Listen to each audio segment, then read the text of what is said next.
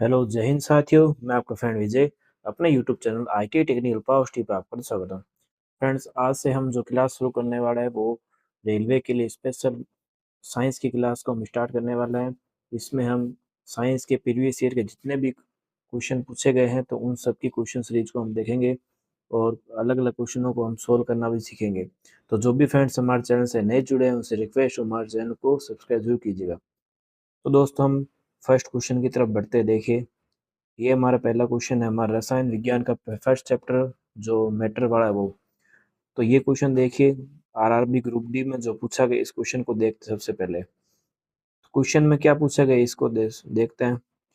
तो निम्न में से किसके अणुओं के बीच में आकर्षण बल अधिकतम होता है। तो यहाँ पे पूछा गया है कि किसके अणुओं के बीच में, यानी कि बात करें तो अलग अलग पदार्थ की अवस्थाएं होती है। तो आपसे पूछा है किसके अणुओं के बीच में आकर्षण बल अधिकतम होता है। तो यहाँ पर मैं बात करूँ अलग अलग मैटर के हिसाब से, तो अलग अलग मैटर के हिसाब से अलग अलग उनकी क्वालिटी होती है। जैसे मैं बात करूँ कि ठोस के कण जो होते हैं, ठोस के कण जो होता है, आपको पता है कि ठोस के कण किसी पदार्थ में सबसे पास में अंतराण्विक बल से बंधे रहते हैं। तो इनके बीच में जो, अगर बात करें, फोर्स सर्वाधिक होता है, उनके बीच में अंतराण्विक स्थान जो होता है वो सबसे कम इन्हीं के मध्य होता है। तो इसका आंसर की अगर हम बात करें तो किसके बीच में अणुओं का बल अधिक होता है, तो वो होता है ठोस के। वहीं अगर हम बात करें द्रव और गैस की, प्लाज्मा एक अलग अवस्था है, ये पदार्थ की चौथी अवस्था है, ठीक है। उसके अलावा एक बोस आइंस्टीन कंडेंसटेंट, ये भी एक कंडीशन होती है, पदार्थ की एक अवस्था होती है। तो द्रव में क्या होता है कि द्रव में भी पदार्थ के कण जो होते हैं वो थोड़ा ठोस की तुलना में अधिक दूरी पे होता है और गैस में उससे ज्यादा होता है। इसलिए हमारा आंसर क्या होगा, किसके सबसे ज्यादा आकर्षण बल की बात कैसे किस में सबसे ज्यादा होगा, तो वो हम बात करें तो वो होगा सबसे ज्यादा ठोस में। ठोस में सबसे ज्यादा आकर्षण बल पाया जाता है। तो उम्मीद है सभी को अच्छे से समझ में आया होगा। अब हम बढ़ते हैं क्वेश्चन नंबर सेकंड की तरफ में। क्वेश्चन नंबर सेकंड क्या कहता है, इसकी तरफ हम जाते हैं आगे।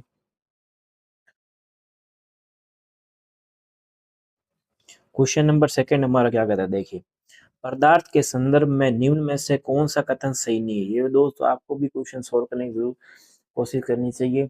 ये क्वेश्चन सभी रेलवे के जितने भी एग्जाम है, चाहे आरआरबी जेई है, चाहे आरआरबी एनटीपीसी है, चाहे आरआरबी ग्रुप डी है, चाहे आरआरबी एलपी है, आरआरबी टेक्नीशियन है, सभी रेलवे के जितने भी एग्जामिनेशन उन सभी के लिए इम्पोर्टेंट क्वेश्चन है। तो आप इन सब को जरूर लगाइएगा, आपकी प्रिपरेशन इससे बेस्ट होगी। तो हम अगले क्वेश्चन की तरफ बढ़ते हैं, क्वेश्चन नंबर सेकेंड। अगला क्वेश्चन है, पदार्थ के संदर्भ में निम्न में से कौन सा कथन सही नहीं है, ये आपसे पूछा गया है। तो पदार्थ के संदर्भ में कौन सा कथन सही नहीं, ये पूछा गया है। पदार्थ के कणों के बीच में कोई आकर्षण बल नहीं होता। पदार्थ के कण द्रव और वायु में सतत स्थानांतरित होते हैं। पदार्थ कणों से बना होता है और पदार्थ के कणों के बीच अंतर होता है। तो हम बात करें कि यहाँ पर अलग अलग स्टेटमेंट हमको दे रखा है। इस तरह के क्वेश्चन काफी रेलवे के पसंदीदा क्वेश्चन है। तो इन सब क्वेश्चनों को कैसे किया जाए तो वो बात करते हैं। तो आपको बाकी तीन के बारे में अगर पता है तो आप चौथा कर सकते हैं, और अगर एक के बारे में पता है तो वो सबसे अच्छी बात है। तो आपको सबसे पहले इसमें क्या लिखा हुआ है, सही नहीं है। कई बच्चे क्या करते हैं, जल्दबाजी के चक्कर में सही है पढ़ लेते हैं और नहीं पढ़ना भूल जाते हैं। ऐसा अमूमन एग्जाम में होता है, तो ये साधारण बात है। लेकिन अगर हम बात करें तो इससे हमारे रिजल्ट पर काफी इफेक्ट पड़ता है। तो इन सब बातों का आप लोगों को ध्यान रखना है और ढंग से क्वेश्चन को पढ़ के जाना है। तो यहाँ पर क्या लिखा हुआ है, कौन सा कथन सही नहीं है, ऐसा बोला गया है। हालांकि अभी हम क्वेश्चन कर रहे हैं तो हमको ये पता जा रहा है कि सही नहीं, लेकिन वहां पर एक टाइम में क्वेश्चन खुलता है तो वहां पर कई बार बोर्ड लेसन में पता नहीं लगता, बच्चे गलत क्वेश्चन को पढ़ लेते। तो ऐसा आपको नहीं करना, क्वेश्चन को ढंग से पढ़ना है, उसी के बाद में आपको आंसर देना है।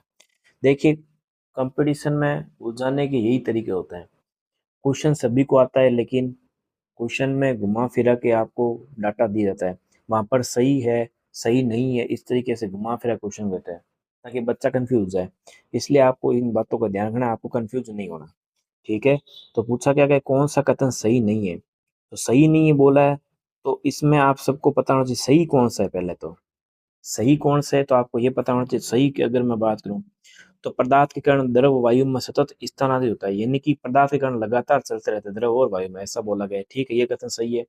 पदार्थ कणों से मिलकर बना होता है, ये भी कथन सही है। पदार्थ कणों के बीच अंतर होता है। अलग अलग ठोस, द्रव और गैस की बात करें तो इनमें पदार्थ कणों की जो पोजीशन है या स्थिति है वो अलग अलग होती है। तो यहाँ पर कौन सा कथन सही नहीं है, तो यहाँ पर बोला गया है कि पदार्थ के कणों के बीच में कोई आकर्षण बल नहीं होता, ये कथन सही नहीं, ये कथन गलत है। क्योंकि आकर्षण बल जो पहले क्वेश्चन मैंने बताया था उसमें साफ बताया था कि पदार्थ के कणों के बीच में क्या पाया था, आकर्षण बल पाया जाता है। इनको अंतराणविक बल कहा जाता है। पदार्थ के कणों के बीच में आपस में फोर्स इनको अट्रैक्ट करके रखता है ताकि पदार्थ के कण पदार्थ से बाहर नहीं निकल जाए। तो यही मजबूती से पदार्थ के कणों को बनाए रखता है। जैसे ठोस में क्या होता है, पदार्थ के कण उसको बनाए रखता है ताकि ठोस से बाहर नहीं निकल पाए। तो उम्मीद है आपको क्वेश्चन ये अच्छे समझ में। अब हम आगे क्वेश्चन की तरफ बढ़ते हैं। नेक्स्ट क्वेश्चन, क्वेश्चन नंबर 3 की तरफ।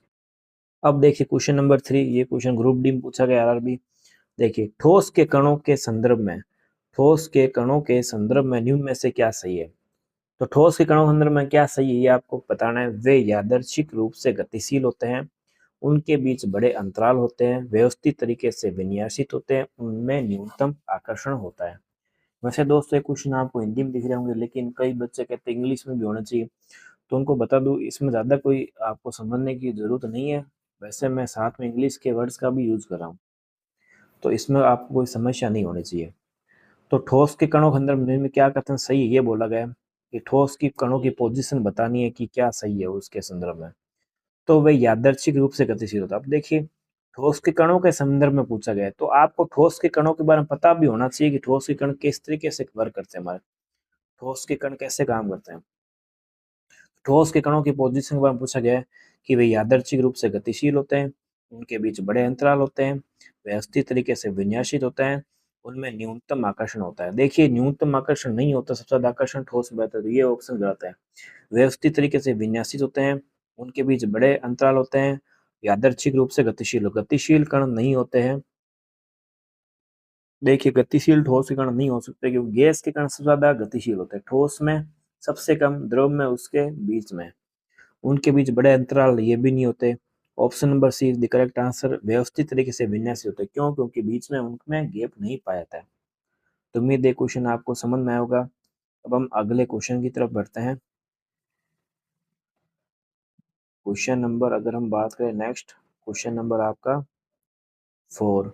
अभी तक वैज्ञानिकों के द्वारा पदार्थ की कितनी अवस्थाएं तय की गई है, ये आपसे पूछा गया है। तो बताइए, पदार्थ कितनी अवस्था अभी तक तय की जा चुकी है पदार्थ के अगर संदर्भ देखा जाए, तो पदार्थ की 5 अवस्थाएं होती है। ठोस, द्रव, गैस, प्लाज्मा और बीईसी, बोस आइंस्टीन कंडेंसटेंट। ये पदार्थ की पांचों अवस्था है जो कि वैज्ञानिकों द्वारा अभी तक तय की गई है। अब हम आगे नेक्स्ट क्वेश्चन की तरफ बढ़ते हैं। Question number 5। अब देखिए, इस क्वेश्चन में आपको डायग्राम दे रखा है। दी गई आकृति से क्या अनुमान नहीं लगाया जा सकता, ये आपसे पूछा गया। देखिए, तो क्या अनुमान नहीं लगाया जा सकता। देखिए क्वेश्चन में क्या पूछा, ये क्वेश्चन पूछा गया आरबी ग्रुप डी में। तो देखिए क्वेश्चन में क्या अनुमान नहीं लगा वो पूछा गया। तो ठोस, पहला आपको जो स्ट्रक्चर दे रखा है, अगर पहले स्ट्रक्चर की बात करें तो इसमें आपको ठोस दे रखा है सॉलिड, दूसरा आपका लिक्विड यानी द्रव, गैस, ये प्लाज्मा है। तो पूछा ये गया है कि पदार्थ की चारों अवस्थाओं की आणविक अवस्था व्यवस्था देखी जा सकती है, ऐसा बोला गया है। तो बिल्कुल सही है, अनुमान नहीं लगाया जा सकता। क्वेश्चन ये पूछा गया, ध्यान रखिएगा, नहीं लगाया जा सकता ऐसा पूछा गया है। तो चारों अवस्था की आणविक अवस्था तो हम देख सकते हैं, ऐसा पॉसिबल है कि उनकी अणुओं की पोजीशन हम देख सकते हैं माइक्रोस्कोप की सहायता से। और कई बार हम जैसे हम नंगी आंखों से भी देखते हैं, हालांकि हम उनके सूक्ष्मतम पार्टिकल को नहीं देख सकते, लेकिन जो बड़े पार्टिकल उनको हम देखते हैं आसानी से। उसके अलावा ऑप्शन बी दे रखा है आपको, प्लाज्मा एक तरल पदार्थ है जो शरीर की सभी कोशिकाओं में मौजूद है। तो ये आपसे पूछा गया है, शरीर की कोशिका मौजूद है, ये प्लाज्मा वो प्लाज्मा नहीं है। ठीक है, ऑप्शन सी की बात करते हैं हम। तो ऑप्शन सी में आपको क्या बोल रखा है, ये आकृति पदार्थ की चौथी अवस्था अर्थात प्लाज्मा को प्रदर्शित करती है, एकदम सही है। यह आकृति पदार्थ की विभिन्न अवस्थाओं के बारे में जानकारी प्रदान करती है। ठीक है, ये चारों जो डायग्राम दे रखे हैं पदार्थ के अलग अलग पोजीशन के बारे में बताते हैं आपको। प्लाज्मा जो होती है पदार्थ की चौथी अवस्था है। उसके बाद में बीईसी जो बोस आइंस्टीन कंस्टेंट है। आपको जान के बड़ी खुशी होगी कि हमारे वैज्ञानिक भारत के बोस जो थे आइंस्टाइन के साथ मिलकर उन्होंने पदार्थ की चौथी अवस्था की खोज की थी। ठीक है, तो पदार्थ की चौथी अवस्था ये प्लाज्मा की अवस्था है। तो ये आपका जो ऑप्शन नंबर बी की बात करें तो यहाँ पर ऑप्शन नंबर बी करेक्ट होगा। क्यों होगा? क्योंकि आपसे पूछा क्या गया है, देखिए पूछा आपसे ये गया कि क्या अनुमान नहीं लगाया जा सकता। तो प्लाज्मा शरीर की कोशिका मौजूद है। प्लाज्मा का शरीर की कोशिकाओं से कोई संबंध नहीं है। ये प्लाज्मा ब्लड में जो प्लाज्मा होता है उससे कोई रिलेशन नहीं है। प्लाज्मा एक पदार्थ की एक अलग अवस्था भी होती है। अगला क्वेश्चन हम देखते हैं, विसरण अत्यधिक तीव्र गति से होता है। अगला क्वेश्चन हम देखते हैं, में विसरण अत्यधिक तीव्रता से होता है। तो क्वेश्चन ये पूछा गया कि किसमें अधिक तीव्रता से विसरण होता है। विसरण कहते हैं यानी कि पदार्थ का गमन करना, गति करना। विसरण गति का ही प्रकार होता है। तो विसरण अत्यधिक तीव्रता से किसमें होता है? तो ये सभी को पता है कि किससे सबसे ज्यादा होता है, गैस से। गैस में विसरण पदार्थों का सबसे तेज या तीव्र गति से होता है, रैपिडली होता है। इसका रीजन ये है कि द्रव और ठोस की तुलना में गैस में जो पार्टिकल होते हैं, जो कण होता है, वो अधिक दूरी पर स्थित होते हैं और उनके मध्य जो अंतराणविक बल होता है कणों के मध्य, वो बहुत कम कार्य करता है, इसलिए इनमें विसरण सर्वाधिक होता है। तो अगला क्वेश्चन हम देखते हैं। नेक्स्ट क्वेश्चन जो आपके एएलपी टेक्नीशियन पूछा गया था 2018 में, वो क्वेश्चन हम देखते हैं। कौन सा स्टेटमेंट गलत है ये आपको बताना। पदार्थ के कण स्थिर अवस्था में होते हैं, पदार्थ के कण बहुत छोटे होते हैं, पदार्थ के कण एक दूसरे को आकर्षित करते हैं, पदार्थ के कणों के बीच में रिक्त स्थान होता है। ये आपसे पूछा गया है। तो देखिए आपको स्टेटमेंट गलत बताना है। तो पदार्थ के कण स्थिर अवस्था में होते हैं, पदार्थ कण बहुत छोटे होते हैं, ये गलत। स्थिर अवस्था में होते हैं, ये स्टेटमेंट आपका गलत है। क्यों गलत है? क्योंकि पदार्थ हमेशा गति करता है, पदार्थ कण हमेशा क्या करते रहते हैं, गति करते रहते हैं। अब यहाँ प्रॉपर ठोस या द्रव या गैस नहीं दे रखा, सीधा पदार्थ के कण बोला गया। तो पदार्थ के कण की कोई भी पोजीशन, कोई भी अवस्था हो सकती है, चाहे ठोस हो सकती है चाहे गैस। नॉर्मल हमको यही मानना है कि पदार्थ के कण स्थिर अवस्था में नहीं होते हैं। उसके अलावा बोला गया पदार्थ कण बहुत छोटे और छोटे भी हो सकते हैं, पदार्थ कण एक दूसरे आकर्षित करता है, ये सभी होता है, और पदार्थ कण बीच रिक्त स्थान भी पाया जाता है। यहाँ पर प्रॉपरली कोई ठोस द्रव या गैस के बारे में बात नहीं की गई, पदार्थ के कणों की भी ही सिर्फ बात की गई है। इसलिए आपका ऑप्शन नंबर ए करेक्ट होगा। पदार्थ के कण स्थिर अवस्था में नहीं होते, गतिशील अवस्था में होते हैं। तो इस बात का आपको विशेष ध्यान रखना है। अगले क्वेश्चन की तरफ बढ़ते हैं, क्वेश्चन नंबर 8 की तरफ। एक शुद्ध पदार्थ है, एक शुद्ध पदार्थ है चीनी का घोल, मीथेन, दूध और वायु। तो शुद्ध पदार्थ के बारे में बात कर रखी है जिसमें खुद के पार्टिकल हो, कोई अन्य मिश्रण नहीं हो, वही शुद्ध पदार्थ होता है। तो चीनी का घोल अशुद्ध होता है। मीथेन क्या होती है, आपकी शुद्ध पदार्थ होती है क्योंकि इसमें खुद के ही पार्टिकल है। वायु कई का मिश्रण होती है और दूध दूध एक अन्य पदार्थ होता है। शुद्ध पदार्थ की बात करें तो methane is the correct answer. शुद्ध पदार्थ क्या होता है आपका, मीथेन। मीथेन का अगर सूत्र की बारे में बात करें तो CH4 होता है, ध्यान रखिएगा। मीथेन का पूछा जाता है फॉर्मूला, कि मीथेन का फॉर्मूला क्या होता है, CH4 मीथेन का होता है। उसके अलावा बात करें मीथेन आपकी जो घरेलू गैस सिलेंडर होता है, ये मेथेन और प्रोपेन का मिश्रण होती है। इस बात का विशेष ध्यान रखना। अगला क्वेश्चन हम देखते हैं।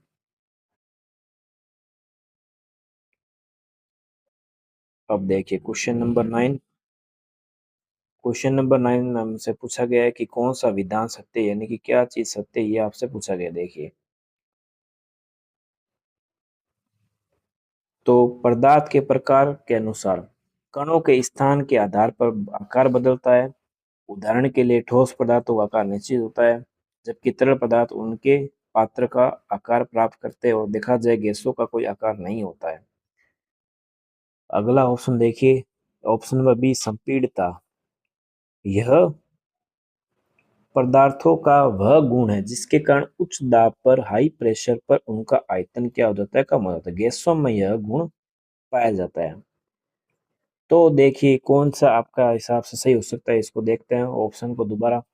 देखिए पदार्थ के कणों के स्थान पर आधार पर आकार बदलता है। उदाहरण के लिए ठोस पदार्थों का आकार निश्चित होता है, तरल पदार्थ उनकी आकार प्राप्त करते हैं। देखा जाए गैस का कोई आकार नहीं, गैस का कोई आकार नहीं होता, क्योंकि गैस जिस पात्र में रखी जाए उससे ही उड़ जाएगी, गैस के कण स्थिर नहीं होता है। ठोस पदार्थों का आकार निश्चित होता है, तरल पदार्थ का आकार प्राप्त करते हैं। तो ऑप्शन नंबर ए सही है। संपीड़ित क्या बोल रहा है कि पदार्थों का यह वह गुण जिसके कारण उच्च दाब पर हाई प्रेशर पर उनका आयतन का मतलब गैसों में गुण पाया जाता है। तो ये दोनों ही स्टेटमेंट जो है वो करेक्ट है। तो दोनों ही स्टेटमेंट की बात करें तो ये दोनों स्टेटमेंट सही है। दृढ़ता के बारे में बताया, ठोसता के बारे में बताया, तो उनका आकार निश्चित होगा। तरल पदार्थ कोई आकार प्राप्त करते हैं और गैसों का कोई आकार नहीं होता, ठीक है। और संपीड़ितता में क्या होता है, हाई प्रेशर पर उनका आयतन कम होता है। हम हाई प्रेशर पर सिलेंडर में क्या बढ़ता है, गैस बढ़ता है, तो उनका वॉल्यूम क्या हो जाता है, कम होता है। क्योंकि डी बराबर, अगर हम बात करें फॉर्मूले की, तो डी बराबर क्या होता है हमारा, एम अपॉन वी। डी बराबर एम अपॉन वी, यानी कि घनत्व जो होता है हमारे आयतन के इनवर्सली प्रोपोर्शनल, यानी कि व्युत्क्रम में होता है। तो जैसे जैसे हम डेंसिटी जो होती है, डेंसिटी या वॉल्यूम, तो जैसे जैसे हम वॉल्यूम को चाहे बढ़ाते हैं या घटाते हैं, तो हाई प्रेशर जो होती है गैस, प्रेशर बढ़ाने पर उसका, अगर हम बात करें, अलग अलग गैसों के नियम भी कार्य करते हैं। तो यहाँ पर डेंसिटी की बात करें तो यहाँ पर अगर वॉल्यूम है, वॉल्यूम को अगर हमको क्या करना है, कम करना है, आयतन को कम करना है, तो हमको डेंसिटी की वैल्यू बढ़ानी होगी। तो ये है चीज है। तो उस दाब पर उनका आयतन कम होता है। तो पी व्युत्क्रमानुपाती 1/v, एक ये भी फॉर्मूला होता है गैसों के जो मिश्रण होते हैं उनसे संबंधित है ये, ठीक है। तो ये दोनों स्टेटमेंट जो आपको दे रखे हैं वो एकदम करेक्ट है। उम्मीद है क्वेश्चन आपको समझ में आया होगा। अब देखिए क्वेश्चन नंबर नेक्स्ट आपका 11। अगला क्वेश्चन हम देखते हैं, मिश्रण प्रकृति में हो सकता है। मिश्रण की दोस्तों यहाँ पर बात हो रही थी, मिश्रण की प्रकृति के बारे में पूछ रहे हैं। मिश्रण प्रकृति में हो सकता है समांगी, विषमांगी, समांगी, विषमांगी। तो माफ कीजिएगा, जो ऊपर वाला क्वेश्चन आपको दे रखा है, देखिए इसका मैं थोड़ा आंसर गलत बता दे, माफ कीजिएगा। ये जो क्वेश्चन आपको दे रखा है, देखिए, तो इसमें आपको दे रखा है ऑप्शन नंबर सी, बी ही सत्य। बी क्यों सत्य, देखिएगा यहाँ पर बी में। देखिए अगर मैं आप बात करें, यहाँ पर देखिए पदार्थों का वह गुण संपीड़ितता होती है जिसके कारण उच्च दाब उनका आयतन कम होता है, गैसों में गुण। ये तो स्टेटमेंट एकदम सही है। ऑप्शन नंबर ए कैसे गलत है, इसको भी देखिए, क्योंकि इसमें ऑप्शन नंबर सी सही मान रखा है। तो एक गलत कैसे, वो भी हम देख लेते हैं। पदार्थ के प्रकार अनुसार कणों के स्थान पर आकार बदलता है। उदाहरण के लिए ठोस पदार्थों को निश्चित आकार होता है, जबकि तरल पदार्थ पर उनके प्राप्त पात्र। तो देखिएगा इसमें, देखिए ये वाला जो ये लाइन इंपॉर्टेंट है, इस लाइन को पढ़िएगा। तरल पदार्थ उनके पात्र का आकार प्राप्त करता है। देखिए तरल पदार्थ जब किसी भी पात्र के अंदर बढ़ते हैं, जैसे आप सपोज कीजिए, जैसे ये एक बर्तन है, बर्तन के अंदर मैंने जल डाला है। अब जल ये मान लीजिए कितना भी था, जैसे मान लीजिए 500 ml जल था हमारे पास में, इस पात्र में डाला है, तो इसका कोई आकार निश्चित नहीं है। जैसे ये एक बर्तन है और ये एक बड़ा बर्तन है, इसमें भी सेम क्वांटिटी का मैंने जल डाला है, इसमें भी सेम क्वांटिटी का जल डाला है, इसमें भी 500 ml है, इसमें भी 500 ml है। अब ये पूरा ऊपर तक भरा हो नहीं हो ये कोई जरूरी नहीं है, और ये भी पूरा भरा हो नहीं हो जरूरी नहीं, क्वांटिटी सेम है, लेकिन इसमें मात्रा हमने सेम डाली है, क्वांटिटी सेम डाली है, लेकिन आकार इसमें सेम नहीं है। इसलिए तरल पदार्थ पात्र आकार प्राप्त नहीं करता। इस बात का ध्यान रखिएगा, जिस पात्र में आप तरल को डालते हैं, लिक्विड को डालते हैं, उसी का आकार ग्रहण कर लेता है। तो इस बात का विशेष ध्यान रख ले, इसलिए आपका जो ऑप्शन नंबर बी है वो करेक्ट है, ठीक है ना। इस लाइन को ध्यान से पढ़ना, ये लाइन ही देखिए मेन इसका है आंसर। तरल पदार्थ पात्र आकार प्राप्त नहीं करता। क्यों नहीं करता, क्योंकि जिस पात्र में तरल को डालते हैं उसी का आकार वो ग्रहण कर लेता है। तो उम्मीद है सबको ये क्वेश्चन समझ में आ गया होगा। अब हम अगले नेक्स्ट क्वेश्चन तरफ बढ़ते हैं। क्वेश्चन नंबर हमारा 10वां क्वेश्चन हमारा क्या कहता है, देखिए, मिश्रण प्रकृति में हो सकता है समांगी, विषमांगी, समांगी, विषमांगी दोनों, और शुद्ध पदार्थ। तो मिश्रण पदार्थ जो होता है, ये क्वेश्चन आरबीजेई में पूछा गया था। तो मिश्रण प्रकृति में सहमांगी और विषमांगी दोनों तरीके से हो सकता है, ठीक है ना। सहमांगी और विषमांगी दोनों तरीके से हमारा पदार्थ हो सकता है। क्यों ऐसा हो सकता है? क्योंकि अगर हम बात करें तो पदार्थ में सहमांगी विषमांगी, सहमांगी का मतलब समान मात्रा, विषमांगी यानी अलग अलग मात्रा मिले होना, तो ये इसका प्रकार होता है।